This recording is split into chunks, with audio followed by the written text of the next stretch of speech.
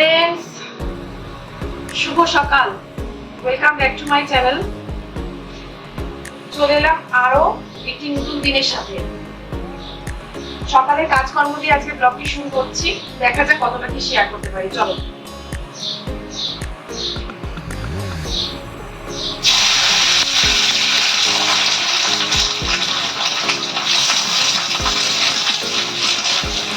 প্রথমে হচ্ছে ফুলকপি ভাজা। তেলে আজ এখন অগ্নি করবে, একটু ছুটিটা ভেজে জন্য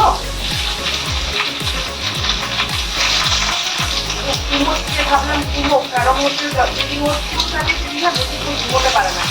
উনিকে উঠু তারপরে ওকে ব্রেকফাস্ট করে দেবো।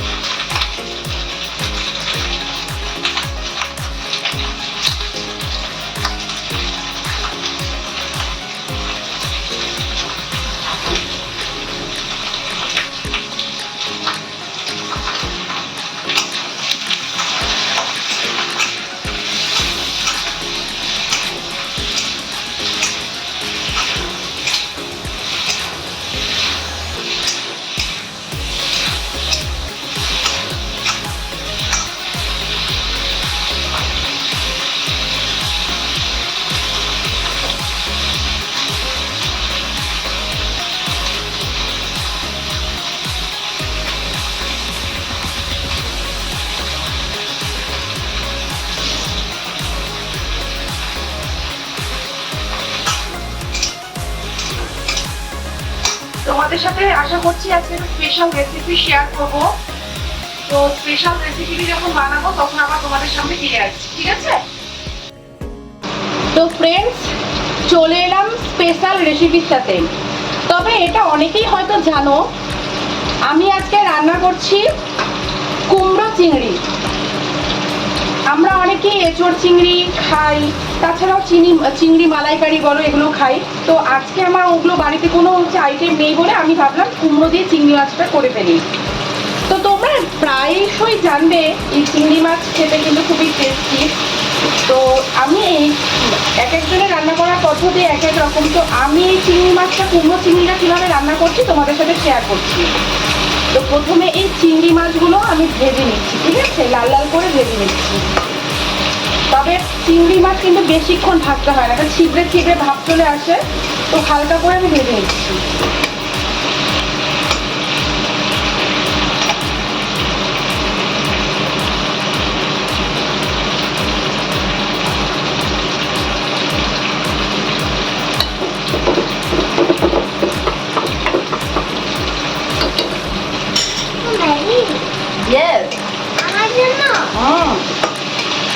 আপনি কিন্তু লাঞ্চ দিলাম, ঠিক আছে?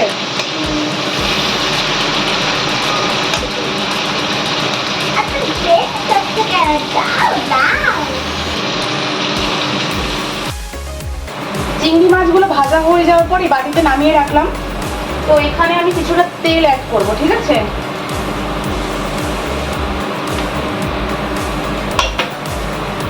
তেলটা ভালো মতন গরম হোক।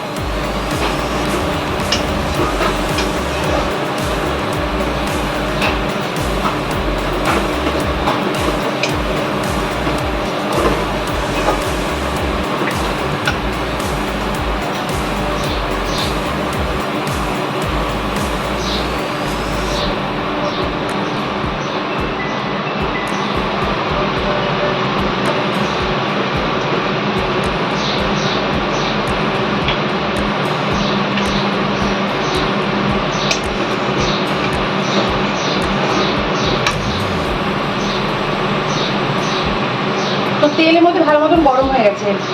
আমি এর মধ্যে ফোড়ন দেব তেজপাতা, শুকনো লঙ্কা, সাদা জিরে। ভালো করে সম্বারটা থেকে গন্ধটা উঠুক।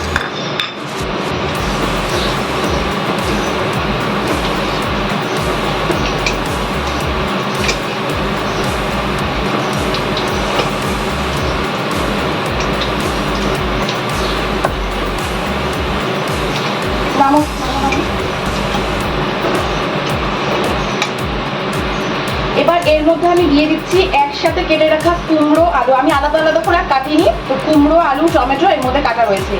এটাকে আমি এখন তেলের মধ্যে, গরম তেলের মধ্যে দিয়ে দিচ্ছি। খুব ভালো করে ভাজা ভাজা হবে। হ্যাঁ,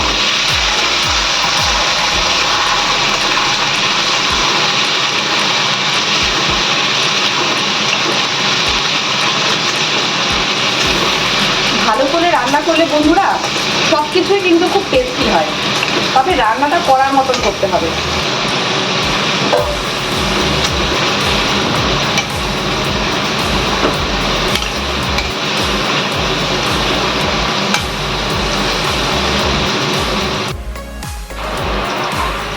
আলু আর কুমড়োটা কি সুন্দরভাবে ভাজা ভাজা হয়ে গেছে, ঠিক আছে।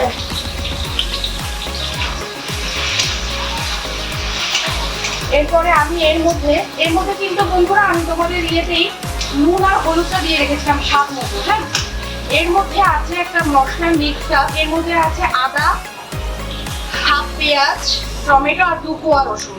এবার এই মশলার মিক্সটা আমি এর মধ্যে ঢেলে দিচ্ছি।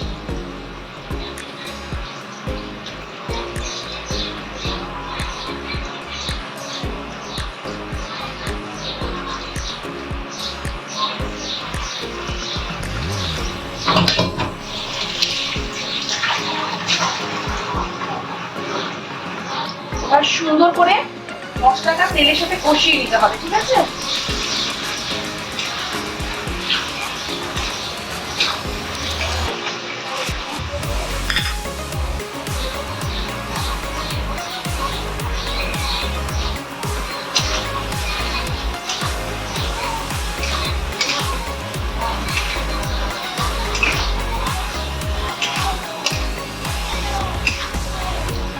আমি এর সাথে একসাথে চিংড়ি মাছটাও দিয়ে দিচ্ছি, একসাথে কষে দেবো।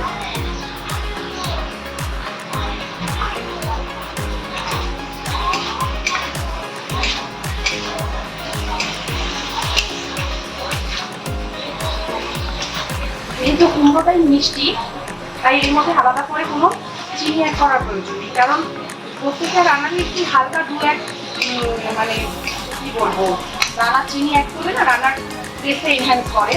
তো এর মধ্যে যেহেতু কুমড়োটাই মিষ্টি, এর মধ্যে কোনো চিনি অ্যাড করার কথা নেই।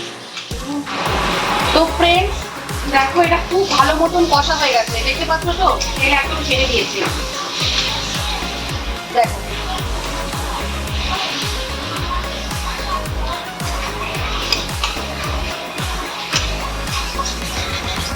রান্নার স্বাদ তখনই কিন্তু আসে যতটা কষবে, কষানোর উপরই কিন্তু রান্নার টেস্ট।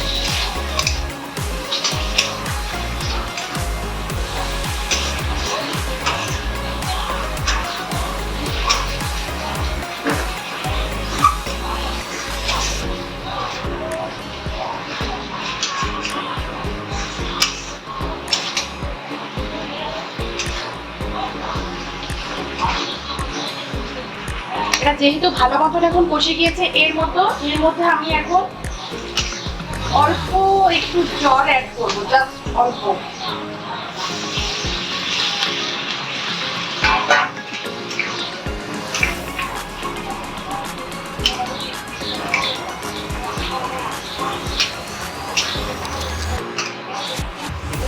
এবার জাস্ট জলটা ফুটে উঠলে এর মধ্যে গরম মশলা দিয়ে আমি রান্নাটা নামিয়ে নিই। তো ফ্রেন্ডস হয়ে গেছে আমার ইয়াম্মি কুমড়ো চিংড়ি। লুকটা দাঁড়াও, তোমাদেরকে ভালো মতো দেখাচ্ছি। এই যে কালারটা কেমন এসেছে বলো, খেতে খারাপ হয়নি ততটা।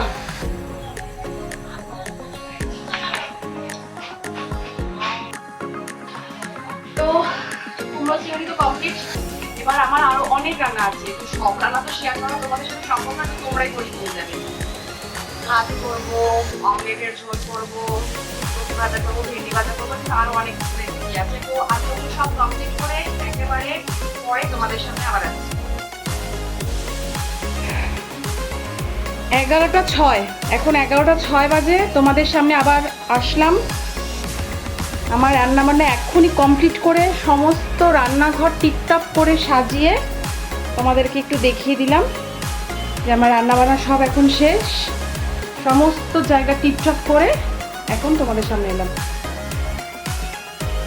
হাই বন্ধুরা, অনেকক্ষণ পরে এলাম, এখন দুপুর 2:30 বাজে।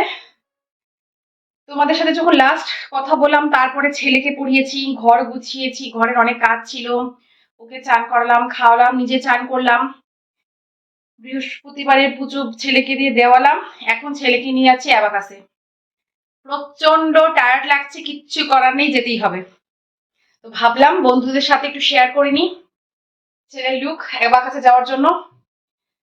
তো আজকে আর ব্লগ বেশিক্ষণ আমি কন্টিনিউ করছি না, তো আমি এখানে এখন শেষ করছি আজকের মতো ব্লগ। তোমরা সবাই ভালো থেকো, বাই বাই।